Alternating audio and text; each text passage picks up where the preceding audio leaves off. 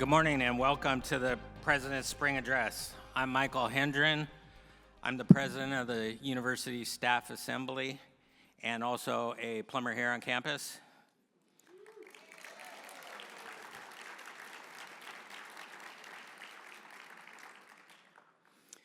To begin, I'm pleased to share with you the Sacramento State's land acknowledgement.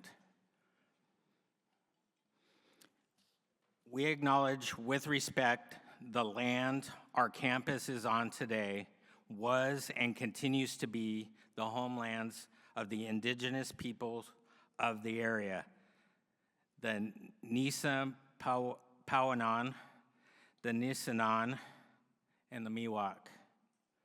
The larger Sacramento area and its rivers serve as a gathering place for many local tribes from the surrounding valley and foothills, including the Southern Maidu, the Patwin, and the Wintun.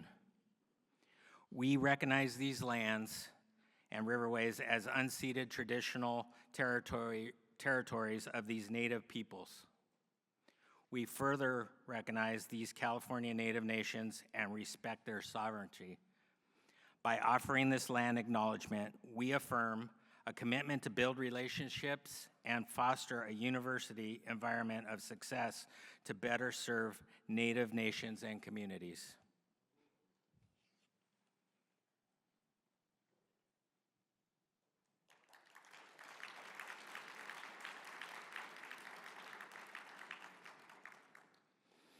It is now my pleasure to invite to the stage Professor Carolyn Gibbs, Chair of the Faculty Senate, to deliver some brief remarks.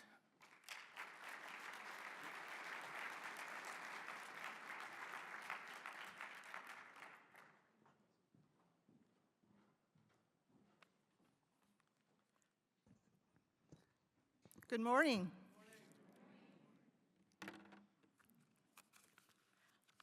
It is an honor to stand before you today to share some words that I hope will resonate with everyone who is a part of our Sacramento State community, whether your role is direct or indirect in shaping student success.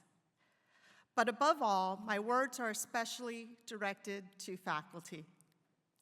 My remarks are meant to be both a reassurance that you are valued and an affirmation that we can rely on who we are as members of the Sacramento State community to get us through these upcoming financial, political, and social justice challenges.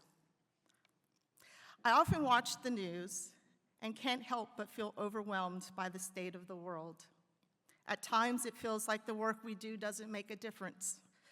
Significant shifts in national leadership philosophies around immigration, abortion, and LGBTQ rights are reshaping our society, while catastrophic fires devastate our home state of California and wars continue to cause suffering worldwide. Some days the weight of it all leaves me feeling helpless, depleted, and disheartened, as if the challenges we face are simply too great to overcome. Now here's where I share the only joke of this speech. And some days it feels like we're tackling the impossible, case in point, trying to get our president to slow down.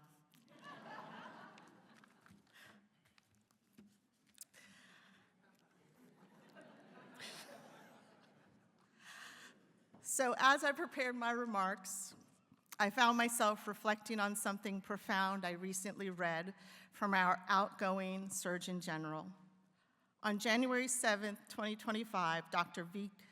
Vivek Murthy released his parting prescription for the country, reflecting on his personal and professional experiences as our nation's Surgeon General for 6 of the last 10 years, and I really hope you have a chance to take some time to read it. His prescription reminds us of how connected we are as humans occupying this earth, that research tells us our physical and mental well-being are integrally tied to others, to our communities, to humanity. Dr. Murthy expressed his concerns about a troubling human trajectory that our, quote, sense of community has eroded for many of us, with alarming consequences, unquote. My remarks today are focused on his antidote. He shared that 3 core elements, relationships, service, and purpose, and one virtue, love, are at the heart of making a thriving community possible and are some of the most potent drivers of personal fulfillment. These words resonated deeply because they align so closely with our university's mission and our commitment as faculty to improving the lives of our students each and every day. Let us begin with relationships. Teaching at its core is about connection. The relationships we build in the classroom form the basis for impactful learning experiences. These connections create spaces that inspire students to engage not just with the course material, but with each other and the world around them. And beyond the classroom, the relationships that we as faculty build with each other offer a vital network of support, sharing ideas, struggles, and successes with one another reminds us that we are not in this alone. Yes, relationships require effort, but they are the bedrock of everything we do. Speaking from an architectural perspective, they are foundational. When we invest in our relationships with our students, we help them find their footing. When we invest in our relationships with one another, we consistently remind each other of our worth. Let's consider service, particularly in the context of university governance. Service at this level is vital to shaping the institution we care so deeply about. I would not stand before you today unless I believed in the importance of this work. Think about it. Through the search committee process, we are a central part of building our community of diverse individuals.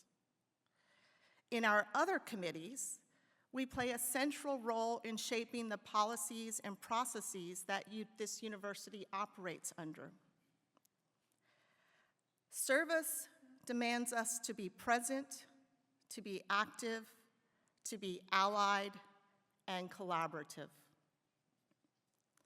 Alongside our pedagogical responsibilities, this critical work further promotes our university's collective mission, strengthening our goal of fostering a community that supports our students, colleagues, and our collective future. Purpose. What brought you to this profession? What drives you to continue even on the hardest of days? I believe purpose is what sustains us when the challenges seem insurmountable. It's the belief that what we do matters, not just for today, but for our future. By modeling purpose in our own work, we inspire students to find and follow their own sense of purpose. Purpose also reminds us to care for ourselves and each other. Dr. Murthy, our Surgeon General, tells us that our personal health and well-being, along with our sense of fulfillment, is closely linked to choosing community. Choosing community is not just about what we give, it's also about what we gain. Every day that we choose to build and maintain relationships, to serve and to live out our purpose, we create an atmosphere of mutual care and recognition where we too feel valued and supported. Ultimately, I believe we are enriched by the community we build and the communities we belong to. Soon you will hear about budget cuts that will greatly affect the way our university functions. Navigating these funding reductions will require us to make difficult decisions together, prioritizing needs while maintaining our focus on our shared purpose. As we move forward, let us keep our relationship, service, and shared purpose at the heart of our daily efforts. While tough times lie ahead, I am confident in our ability to face them together, united in community. Thanks.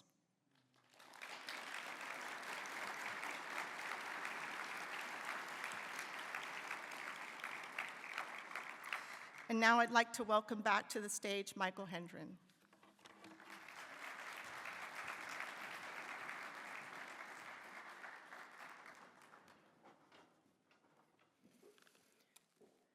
Thank you, Dr. Gibbs.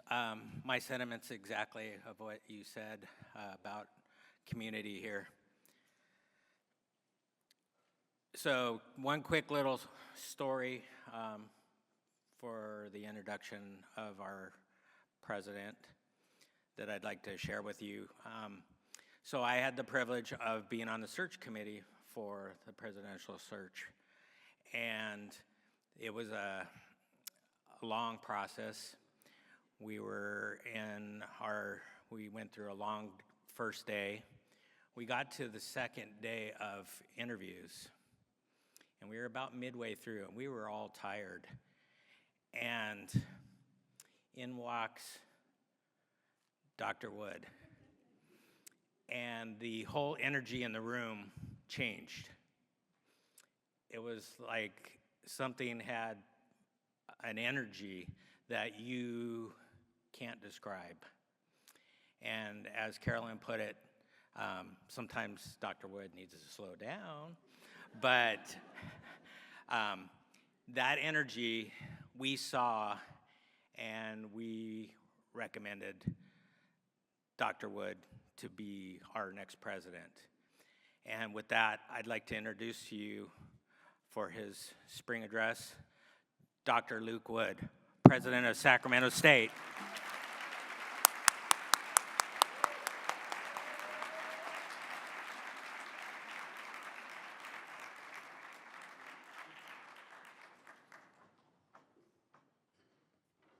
All right, good morning. Oh, that's pretty good. Usually you have to ask twice. I see that everyone has had their coffee. That's good.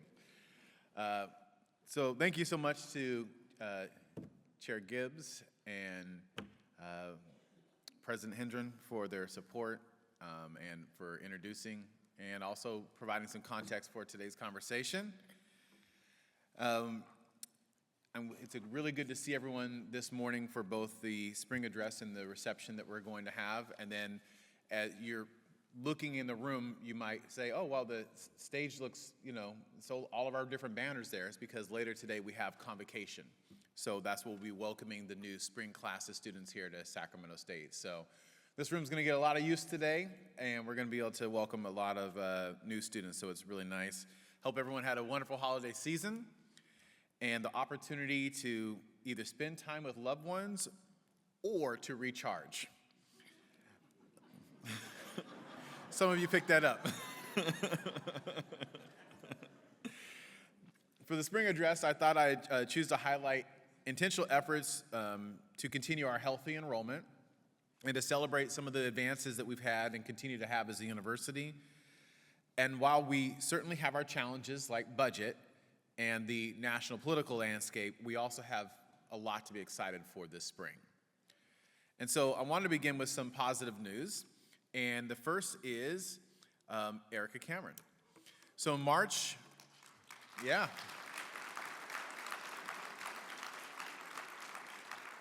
So in March, we will welcome our new Provost and Senior Vice President for Academic Affairs, joining us from Palo Alto University, where she served as Provost and Vice President for Academic Affairs and Student Affairs. So fit right in at Sacramento State, since we all do like 5 different things. Dr. Cameron has a proven track record of success strengthening academic programs and leading faculty success initiatives, and she led efforts that earned her university both the Hispanic Serving Institution designation and the Asian American, Native American, Pacific Islander Serving designation, designations that are very important to us here in this community. When I met Dr. Cameron, I was struck by her dedication to shared governance and to data-driven decision-making, and probably even more so to her spirit of compassion and understanding. Her scholarship focuses on counselor education, leadership, and multicultural counseling, and she's been recognized with numerous awards. And I'm very excited to have her join the Hornet family, and very optimistic about her leadership. And we have other amazing things to celebrate as well. Our athletic teams, for example, have been doing great. In particular, volleyball and women's soccer both won Big Sky Championship titles.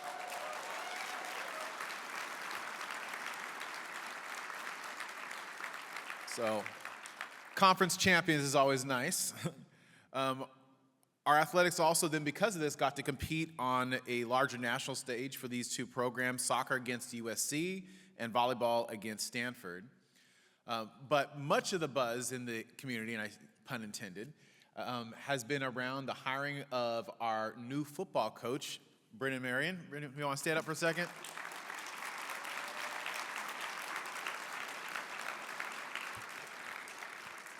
Brendan's coming to us from UNLV, where he was the offensive coordinator and is one of the most impressive offensive minds in college football. So we'll see you next season.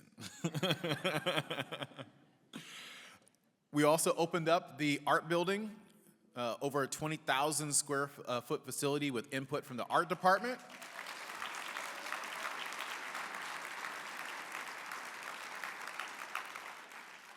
The building provides a number of different advanced features that we really needed: a 3D technology lab, drawing and painting labs, graduate studios, a lobby area which doubles as a gallery, metal shop, outdoor space for ceramic kilns, outdoor sculpture garden, plaster shop, and much more. So very happy for that. And I think that's important because a lot of universities are not investing in the arts right now. But Sacramento State is, because we know that's important to a well-rounded education for our students. So very excited about that. And then our graduation rates hit an all-time high. Yep.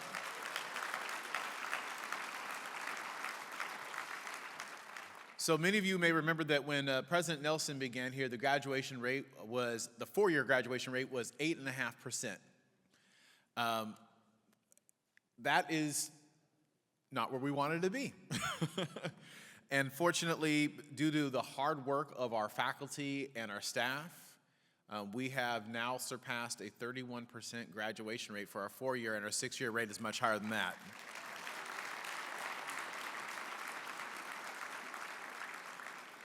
And we also have a new residence hall, which will be coming online soon, which is part of our effort to make sure that every one of our students who wants to have a living opportunity on this campus will be able to do so. It's part of our strategic plan for the university, and this is monies that were actually helped to be developed by Kevin McCarty at the state level, and so we're very fortunate that we're benefiting from the opportunity to expand our housing options for our students. The more housing options that we have on campus, the fewer of our students who are living in their cars, if you think about our population. But as Chair Gibbs also mentioned, we have some things that we have to be focused on, and one of those is budget. So first and foremost, let me just acknowledge that we are in tough budget times. The state cut the CSU by 8%. 8%. Now, that was confirmed by Governor Newsom, and to be more specific, the legislature and governor's office intend to cut the system by 7.95%, or $395 million. And that would be okay if it was just that, but it's not. In addition to this cut, we have inflationary and benefit increases of more than $10 million, raising our estimated deficit to $33 million. Just for next year, these inflationary costs were a function of several factors, but one big factor was negotiated raises for our representative employees, which we stand by and we think is important for people to be properly compensated for the work that they do.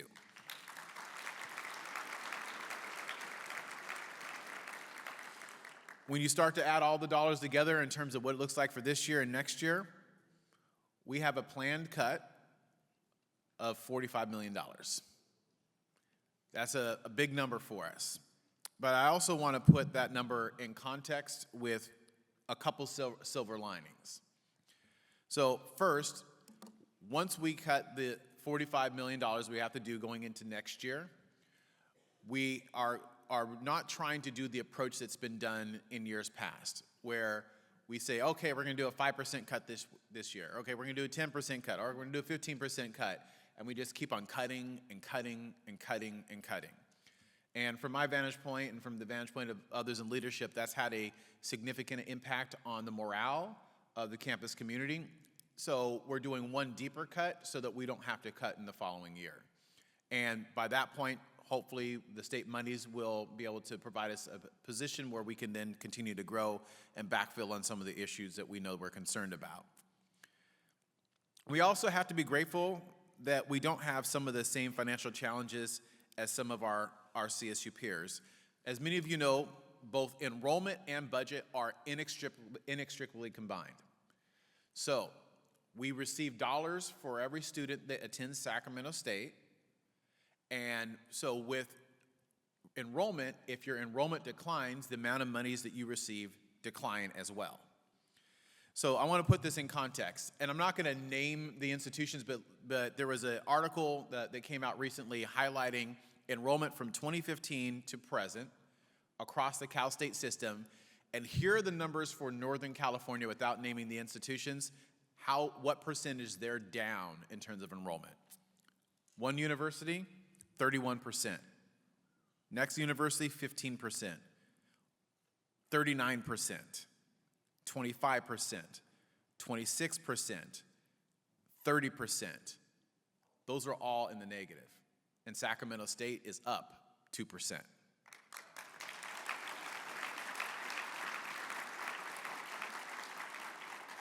So I want to put the $45 million in context.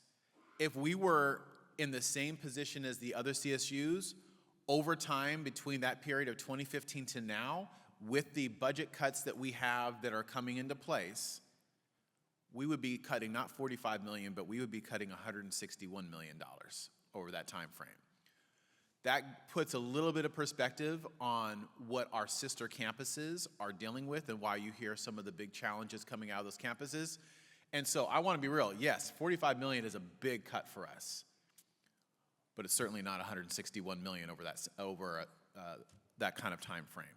And so it's something that we're going to have to do together as a community, and we have some strategies and suggestions. We'll be working very closely with our shared governance bodies and with the leadership on campus and consulting with chairs and deans as we move forward in trying to address that budget gap.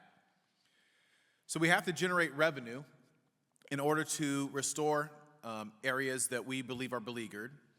And so I do take the notion that we do need to slow down in some areas, but I would also say that we need to slow up.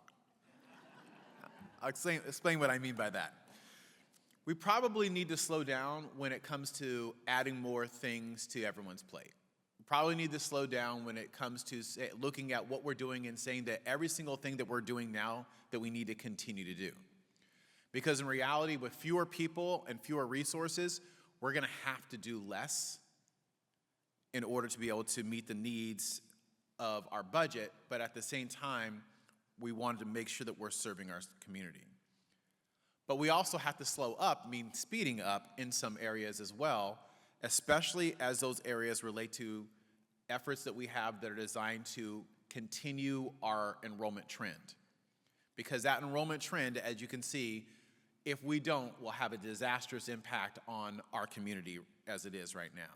And so the leadership team, including the cabinet and myself, intend to identify reduction strategies to address across both years.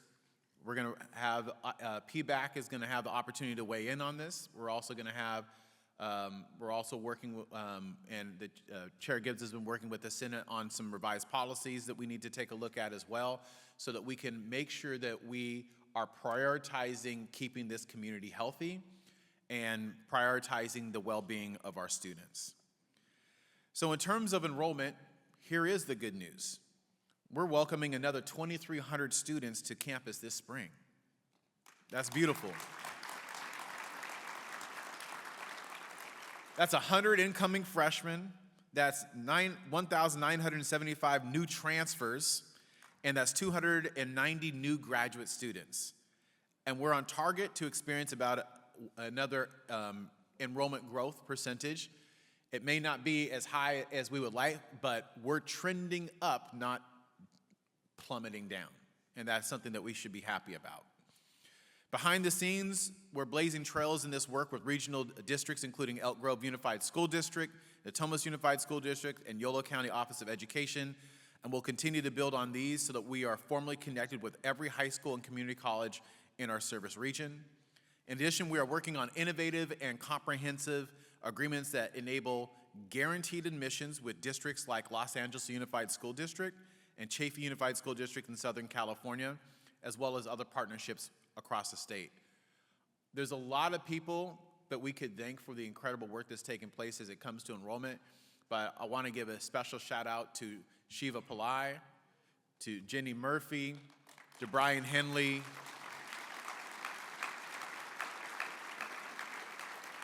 and also to our deans who've been working hard to open up sections so that we can continue to serve our students.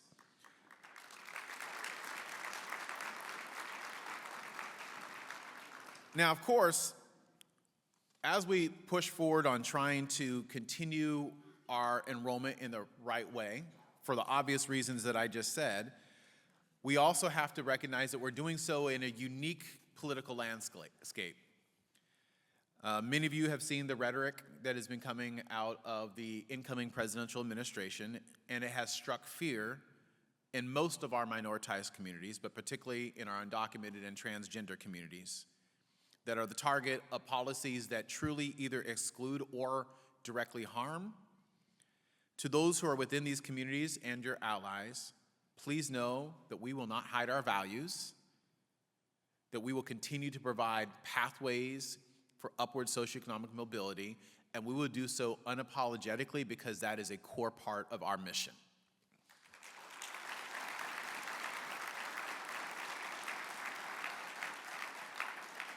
And so when you look across the country in terms of how institutions are responding to these changes, it looks different. A lot of institutions are moving away from a focus on diversity, equity, and inclusion.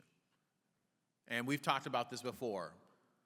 You know, anti-critical race theory, anti-ethnic studies, eliminating DEI offices, things that are moving away from a focus on celebrating the unique diversity that we have within our community. And as you all also know, we've been going in the opposite direction because we are leaning into those values. I remember when we did the listening sessions and we asked students, faculty, and staff, what is it that makes us distinctive? And a lot of people talked about our beautiful park-like campus. They talked about our proximity to Capitol, but many people talked about both our diversity of our students and our commitment to creating a caring campus. And so, because that is the special sauce that makes Sacramento State, we're going to continue to push in the direction that we are, and we will continue to be the North Star of the West, and it's working. What's happening is we're seeing more students who are applying from all over the country, particularly from the southeast part of the country, because they want to be at a place that's going in the direction that we're going, not in a place where they feel like who they are has to be hidden in order for them to be able to experience success. And with that in mind, our enrollment efforts have mirrored that commitment to diversity and inclusion. And we have some important milestones to celebrate. As you all know, last fall, we were designated by the California Legislative Assembly as the first and currently only Black-serving institution in the state of California.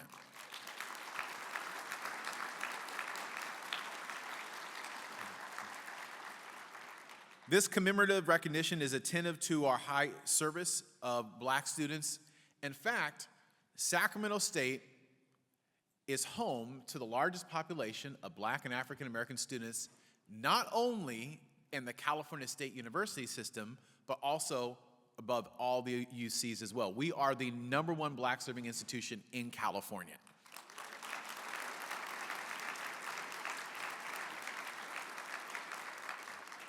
And we've tried to honor that designation with a whole host of new initiatives and efforts designed to support our Black and African American students, and even some fun, new exciting things that are happening amongst the students, like an HBCU-inspired drumline, and a majorette team called the Stingerettes, and much more.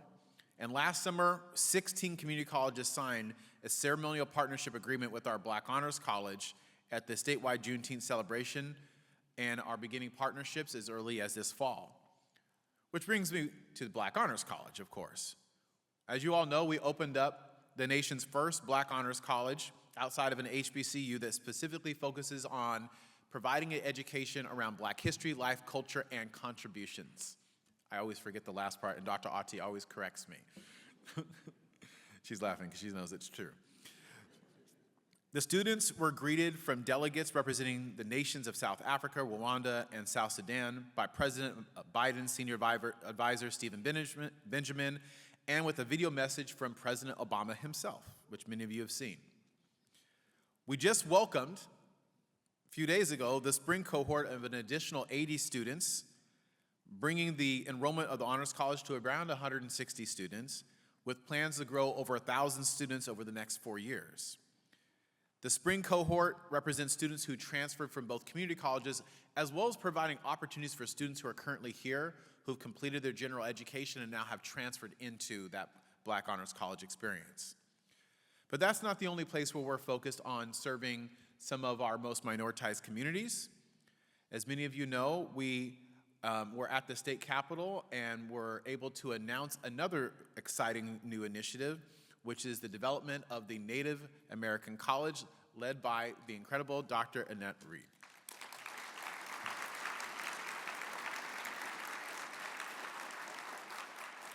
This co-curricular college will have intentional focus on providing students with necessary academic, professional, tribally centered, community-focused education in order for them to become successful leaders.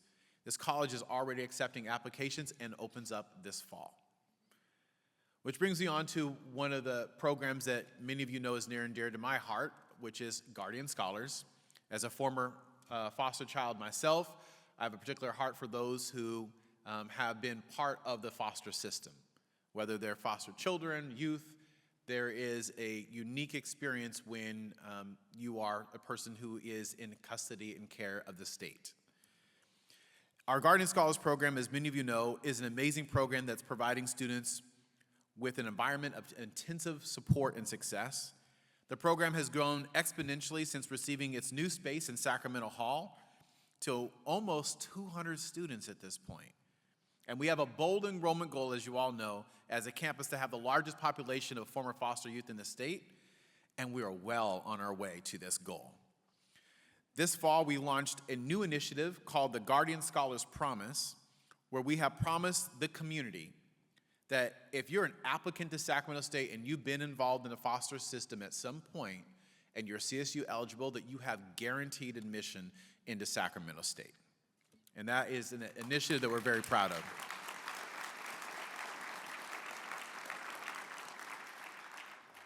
And that brings me to our cultural centers. Unlike many universities across the nation, we're expanding our cultural centers under the incredible leadership of Vice President Anisha Mitchell.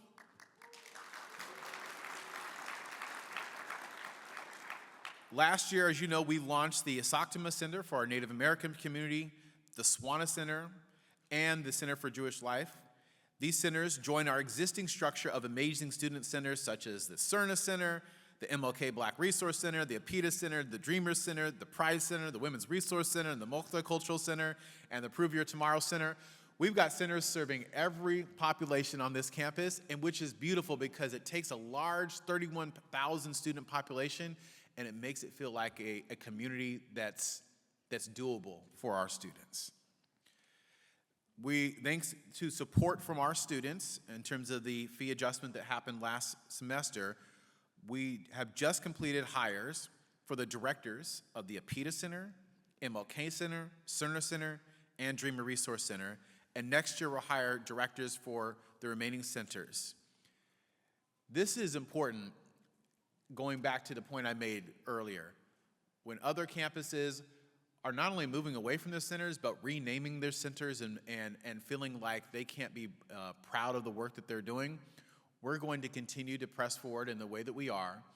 And partly that comes from conversations that I had with students. So after the election, I had a chance to sit down with a number of different student communities, asking them, how do they want us to respond as a campus? And I told them that there's two different options. One option is the underground option, which is we continue to do what we do, but we don't share it out. We don't send a Saxon encouraging people to go and participate in ally training. We don't open up new centers. We keep beneath the surface and just continue to do the work. And the other option is that we are bold in the work that we do, and we're proud of it, and we share that with while at the same time not being reckless, but we share that.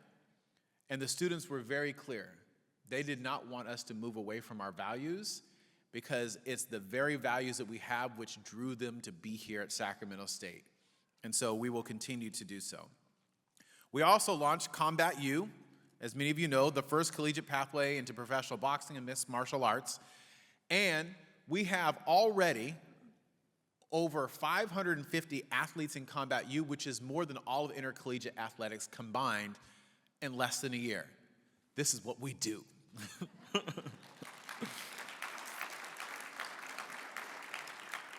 This program has specialty programs in boxing, wrestling, Muay Thai, Jiu-Jitsu, and MMA. Combat U held its first event this fall at Memorial Auditorium. You can see some of the images on your screen from that event. It was a boxing challenge between Sacramento State and UC Davis. And, some people thought that, that this was a tall order for us to take on because most people don't realize UC Davis has one of the best collegiate boxing programs in the country. But we won 4 out of 5 bouts that night.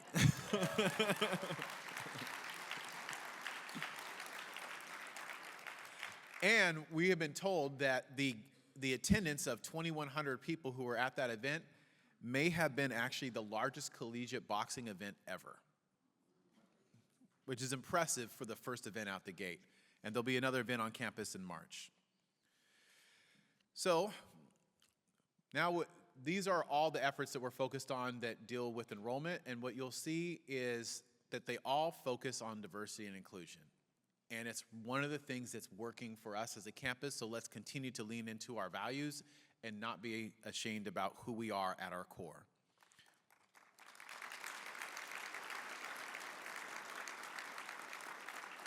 So let's talk a little bit about research. As many of you know, the university will be reclassified within days. And when I say within days, it literally could be like tomorrow. I mean, it's any day now. We will be reclassified as a Carnegie Classified Research Institution, an R2.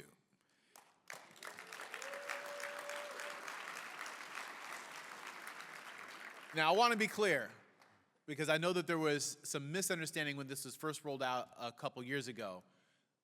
The university did not apply for anything. We did not try for anything. This is a retrospective analysis of what faculty and staff have already been doing in terms of research productivity, total number of doctoral students, and total number of dollars that are being brought in for research. And so the Carnegie Foundation essentially reviews the productivity of campuses and then classifies them. And so we are already a research institution, and now others are just finding out. We also have found that we perform well in external dollars. We are reportedly close to $30 million in R&D expenditures for 2023, and we expect that that number will be even higher for 2024, which means that we are actually, if you look at that chart, unfortunately got San Diego State in there, which is an R1, so you got to set them to the side. If you look at that chart, you'll see that we actually have the second highest grants and contracts in the Cal State system, out of the whole system.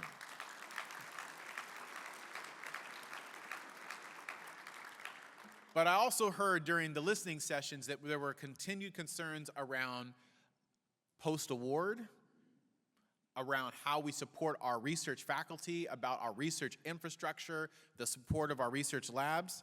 And so we announced earlier this week that we have created a new senior leadership role. The Vice President for Research and Innovation is going to be filled in March by Dr. Carlos Navarez.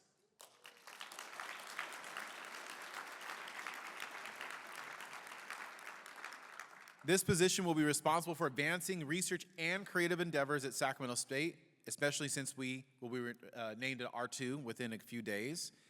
As you may recall, last fall, I talked about the need for this role as part of the revenue generation strategy for the university.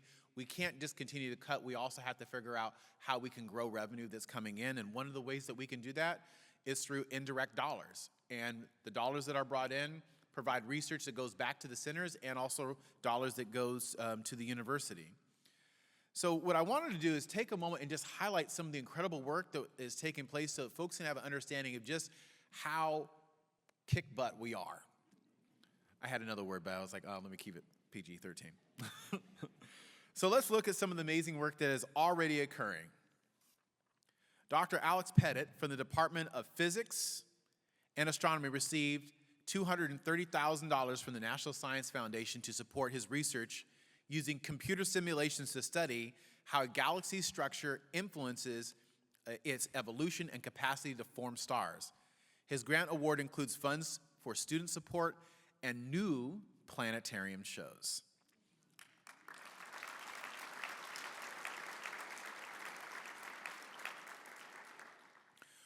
Professor of Electrical and Electronic Engineering, Rohala Mahagadan, was awarded $335,000 from the Department of Defense grant work for the acquisition of Cybersecurity Autonomous Heterogeneous Vehicles Laboratory for research and teaching in applied cyber physical multi-agent control systems and outreach to high school students and teachers. I have to tell you, I don't even know what it means, but it sounds cool.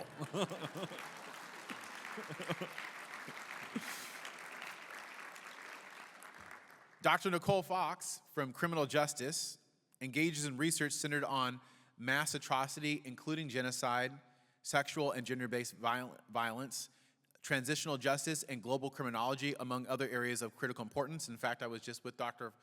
Fox at an international conference that was held in Abuja, Nigeria, where it's really clear to see that Sacramento State is leading the way, not just on a local stage or national stage, but on an international stage in a really legit way. Yeah. Dr. Fox was recently awarded a grant from the Religious Research Association for her project titled Rescue During a War and Genocide in the Balkans, the Role of Religion. Praveen Maduri, another professor from Electrical and Electronic Engineering, was awarded $344,000 from the National Science Foundation to fund Project SOAR, investigating students' online self-efficacy, academic performance, and course redesign. That's what SOAR means. This research, which aims to improve student outcomes in online STEM courses, this project focuses on those courses with high DFW rates and large equity gaps with the goal of providing actionable information about how course design can impact student confidence and academic performance.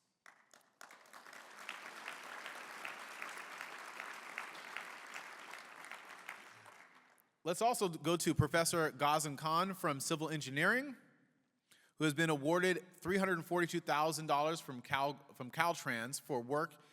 He will engage directly with Caltrans to evaluate advanced warning systems to protect maintenance crews in active roadside work zones. Obviously, very important work.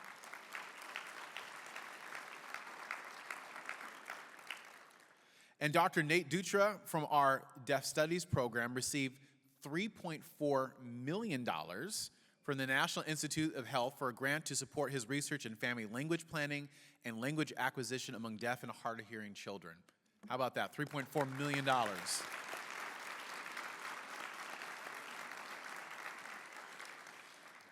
I could actually just keep going on this because it's exciting to see what people are doing on this campus, and it's obviously very clear that we have high research productivity, and it's time for us to invest further in this infrastructure. The future is bright because of you. You are doing amazing things that advance our mission. Let's take some time to learn about some of the other work that's taking place here that goes beyond the grants and contracts. Our field program, part of the Communication Studies Department, put on the map long ago, thanks to an alum that some of you may have heard of, Ryan Kugler. Their students go on to do amazing work because they are taught by faculty who are the cutting edge of creativity in their fields, and even more than that, by faculty who actually spend time investing in their students. It's one of the things I hear all the time. Let's talk about Jenny Stark, a film by Professor Jenny Stark, shot and sound mixed by lecturer Rick Keller, was accepted to the Justice Film Festival in New York. This film follows our own graduate student, Michael Love. Where's Michael? Is he here today?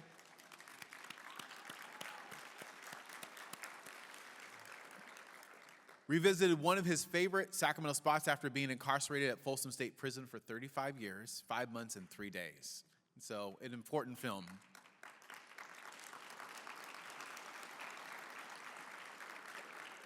And since we're talking about films, we have to call out Rodrigo Beck. Is Rodrigo here?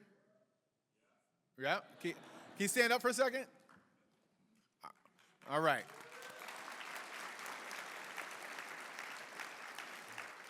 So Rodrigo recently had a short-form documentary about the Salinas Valley accepted into a little-known film festival that you may have heard of, Sundance.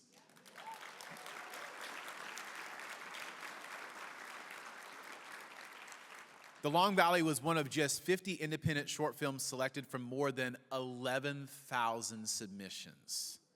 That puts it into perspective how awesome that is. And there are numerous other examples that are from that department that I could highlight, but of course one of the best is the J Street Film Festival, where our students get to show the incredible work that they're doing. I highly encourage you to go check it out. It's a chance to see student films on the big screen at the Crest Theater. I went last year, and it was by far one of the most enjoyable events of the year. Faculty across the university are busy doing great things. Let's talk about Joseph Taylor in the College of Business. Professor Joseph Taylor of Information Systems and Business Analytics has been busy. He has articles in 2023 and 2024 in numerous major journals, was recognized as Senior Editor of the Year for the ACM Journal, Database for Advances in Information Systems, and was also appointed to the editorial board of the Journal for the Association of Information Systems. He's also led multilingual workshop of the Americas Conference of Information Systems in Panama City, Panama, and participated in several other panels at international conferences. He did all of this while also serving as department chair. And oh yeah, he also climbed Mount Whitney for fun, too.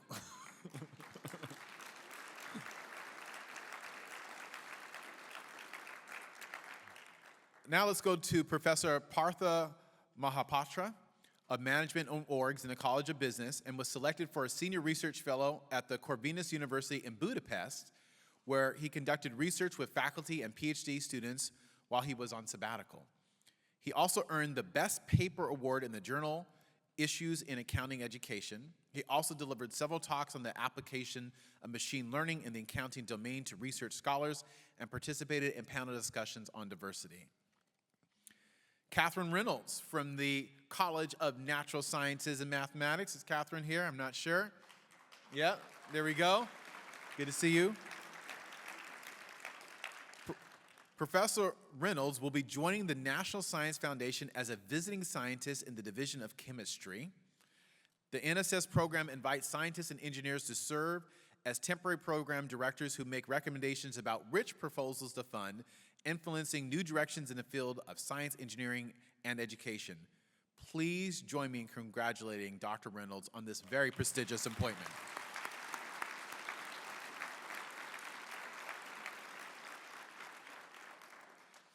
Now let's go to Professor Sahar Razavi in Social Sciences and Interdisciplinary Studies.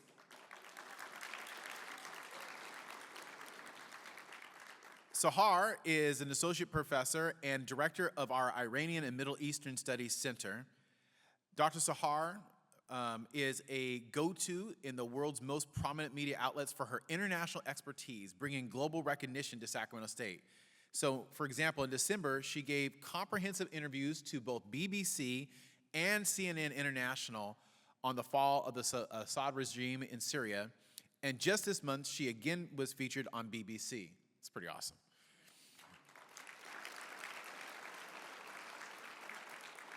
But she's been racking up the local media too. Dr. Razavi was also featured recently on Fox 40, ABC 10, CBS 13, Spectrum News, and numerous Persian language news and information sources. She's another shining example of ensuring our students benefit from her expertise, not just in the classroom, but in her service as a faculty scholar in the Swana Center.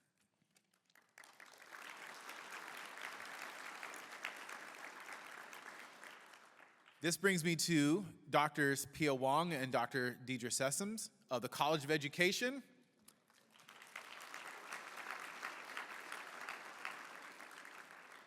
Now, I love every college, but I'm also partial to the college I graduated from. So They received a grant from Kevin McCarty to create the Innovation Center for Excellence in Early Childhood Education, called ICEE Scholarship, which gives 90 students who are committed to teaching infants, toddlers, and children up to age 8 $10,000. 37% of the awardees are Latina, supporting the development of new BIPOC, Black, Indigenous, people of color teachers to serve diverse populations in this region. How about that?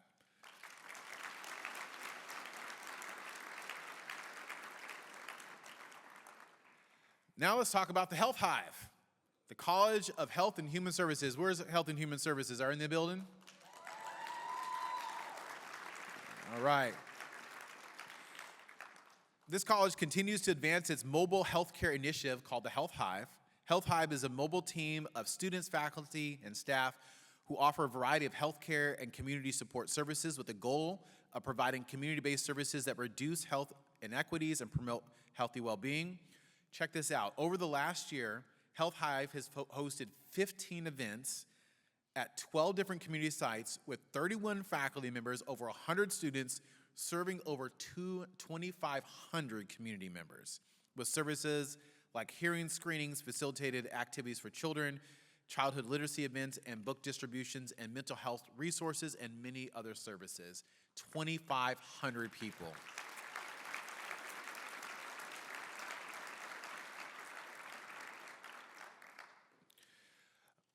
So we also have in our College of Engineering and Computer Science faculty members Girth Figgis and Atafe Mohammadpour from Construction Management engaged students in a faculty-led study abroad through our College of Continuing Education, where they taught a 6-week unique summer course where students traveled to Roatan, Honduras for 10 days to build single-family home. While earning course credit and building skills, students experienced diverse culture and construction practices, built connections, and expanded their professional network internationally while developing important skills such as teamwork, communication, and problem solving. Pretty powerful.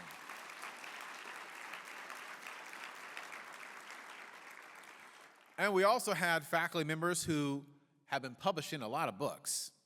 In particular, out of our Ethnic Studies department, Drs. Clarence George III, Dr. William Gao, and Dr. Wendy Yamashita each published their work in 2024, and you can see their books on the screen.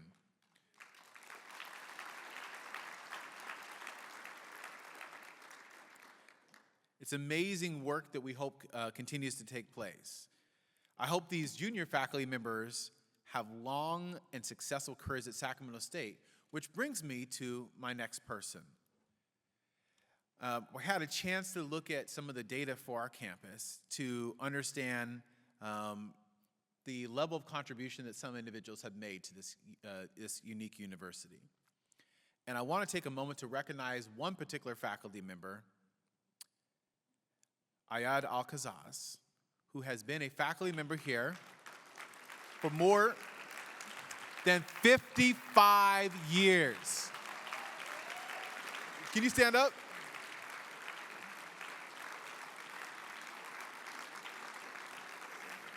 There we go.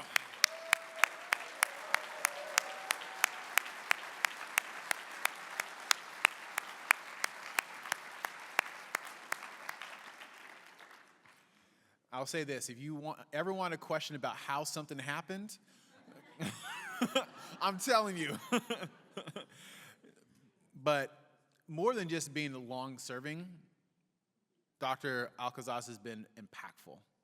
He's a leader in our community.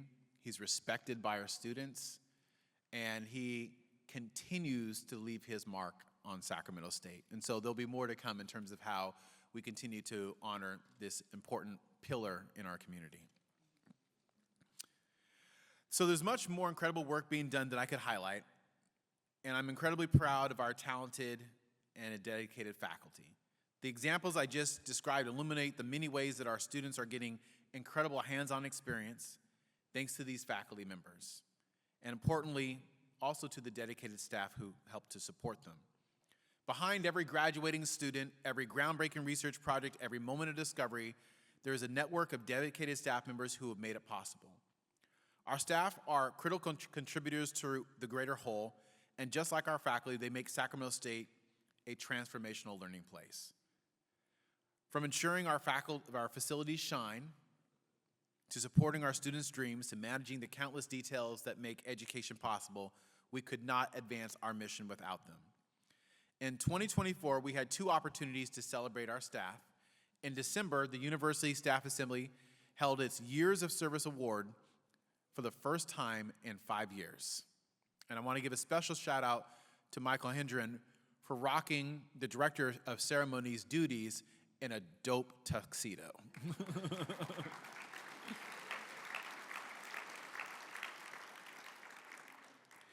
That celebration honored our dedicated staff based on their years of service, and I was also impressed at how many folks we have who have 20, 30, 40, 45, and even 50 years of service to our Sacramento State. It's impressive. At that event, I had the opportunity to meet Edie Schmidt. Edie has been at Sacramento State as an employee for 50 years.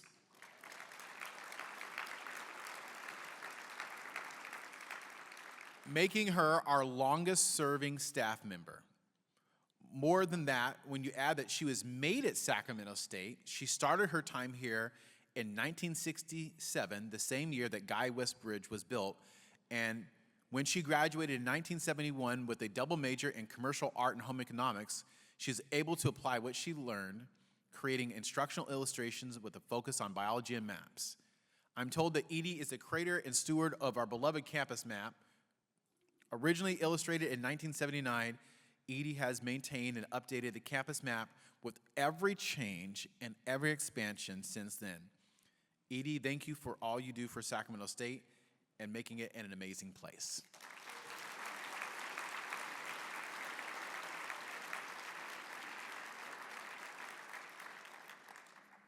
In October, we had another celebration of our staff at the 2nd Annual Outstanding Staff Awards.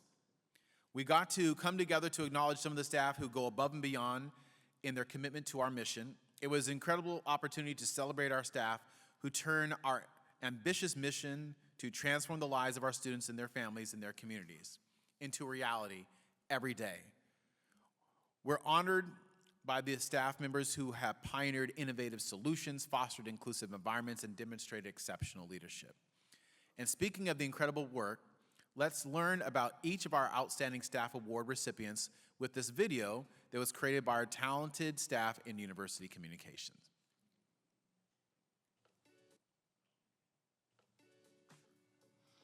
Congratulations to Gabrielle Hoskins for receiving the Outstanding Contribution to Student Success Award. As coordinator of the Natural Sciences and Mathematics Advising Center, she ensures advising for all first and second year students in the college. During advising, she develops a strong relationship with her student and is heavily involved in the academic careers and in providing support for their applications to graduate programs. In addition to her daily tasks, she goes out of her way to create a supportive and welcoming environment. Gabrielle regularly supports her students by attending graduation celebrations and other events hosted by campus clubs and events. Through her inspirational dedication, this unsung hero directly impacts student lives and drives institutional success. She embodies Sac State's core value of putting students first. Congratulations to Jessica Gallagher for receiving the Outstanding Contributions to Teaching, Scholarship, and Creative Activity Award. As the Operations Coordinator for the Population Research Center, she oversees the call center's daily operations and provides lead work direction to approximately 55 staff and students who conduct English and Spanish telephone interviews. Jessica provides professional development that elevates research capabilities, supporting call center staff and students in learning to conduct high-quality research and work in a professional environment. She continually expresses her enthusiasm about the opportunity to provide students with real-world research experiences and expand their education beyond the classroom. Jessica creates an environment where inspired teaching, transformative research, and innovative creative activities can flourish. Congratulations to Carol Nicknig for receiving the Outstanding Contribution to Justice, Diversity, Inclusion, and Belonging Award. Carol enthusiastically leads the collaborative process for the Place of Belonging mural project, showcasing the university's progress to bring the anti-racism and inclusive campus plan to life through art. Carol ensures that the call for artists reaches as many students, faculty, and alumni as possible, and that the selection committee and the artists chosen to represent the diverse campus and community. She demonstrates extraordinary commitment through work performance, personal approach, and collaborative leadership to further the university's justice, equity, diversity, and inclusion values. Through her inspirational dedication, she uplifts Sacramento State as an inclusive, anti-racist, and socially just institution. Congratulations to Karen Dively for receiving the Outstanding Contribution to Philanthropy and Sustainability Award.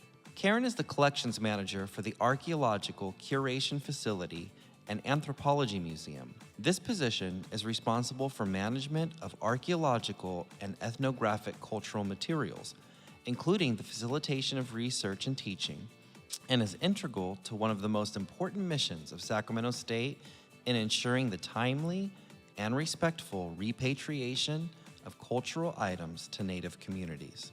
Over the years, Karen has provided countless opportunities to students, alumni, and community volunteers seeking hands-on experience with museum collections and the material remains of the historic past. Karen philanthropically fuels Sacramento State's ability to deliver a world-class educational experience. Through her commitments, the university generates sustainable resources that create an enriching, inclusive, and supportive environment. Congratulations to Christine Kellerman for receiving the Outstanding Contribution to Community Engagement Award. Christine has contributed to the advancement of Sacramento State and its students for 19 years.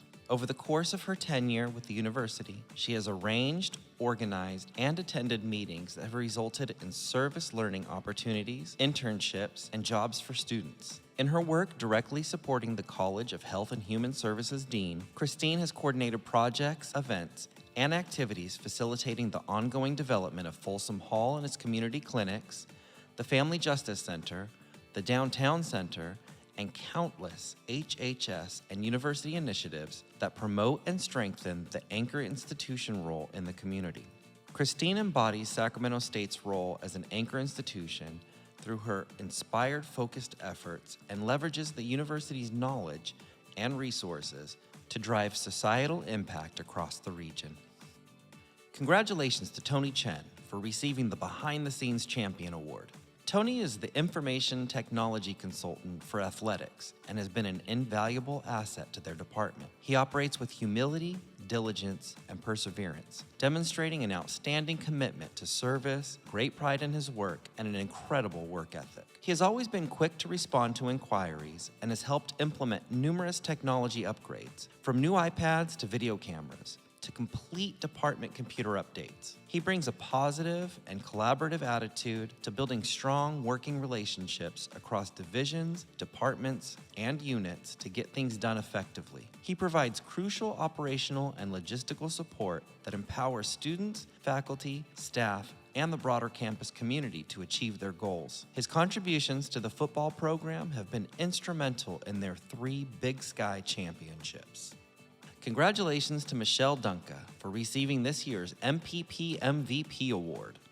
Throughout Michelle's tenure, she has fostered an unparalleled atmosphere of collaboration within and across divisions. Her innate ability to bring individuals together has led to the seamless integration of ideas and initiatives, propelling the institution forward. Michelle understands the value of teamwork and actively cultivates an environment where every voice is heard and respected. Her visionary leadership has paved the way for transformative initiatives, significantly impacting the university community. She empowers individuals to pursue opportunities that enhance their professional and personal growth through mentorship, coaching, or simply leading by example. She embodies the essence of the MPP MVP Award and inspires others to work collaboratively and creatively, promoting a positive work environment that is respectful, collegial, and supportive. Congratulations, Dr. Boatamo Ati Masupie, or Dr. Ati as she is affectionately called by everyone on campus, for receiving this year's Patricia Holmes Outstanding Mentor Award. Dr. Ati began her journey of service to students at Sacramento State as a faculty member in the Department of Ethnic Studies, later taking charge as director of the Cooper Woodson College Enhancement Program, and also served as Associate Dean of the College of Social Sciences and Interdisciplinary Studies, before she was promoted to serve as the founding dean and chief academic officer of the first Black honors college in the nation. Dr. Ati is a great inspiration and role model for all women and people of color. Over the years, she has demonstrated an impeccable ability to guide mentees with valuable advice, resources, and support that empower them to overcome challenges and seize opportunities for success. Dr. Ati's student, faculty, and staff mentees describe their mentorship experiences as enduring and memorable after many years. Honoring Patricia Holmes' altruism, Dr. Ati shapes brighter futures by being a guiding light on their mentees' journey of growth and achievement. Congratulations to Richard Aguirre for receiving this year's Jody Nelson MVP Award. As the services coordinator for the Science Educational Equity Program, Richard provides unconditional services to the program's student participants and other student services programs and clubs housed in the Center for Science and Math Success. Richard works directly with students who face economic, social, or educational barriers to health, teaching, and research careers. His work is a true reflection of his commitment to student success. Richard ensures that the program's RISE, Research Initiative for Scientific Enhancement, and the CSU Lewis Stokes Alliance for Minority Participation run smoothly. These programs aim to prepare students from historically underrepresented communities, first-generation students, and students from low-income families to become competitive applicants for graduate programs. He dedicates his work to giving back to the university and the community to better the lives of those around him.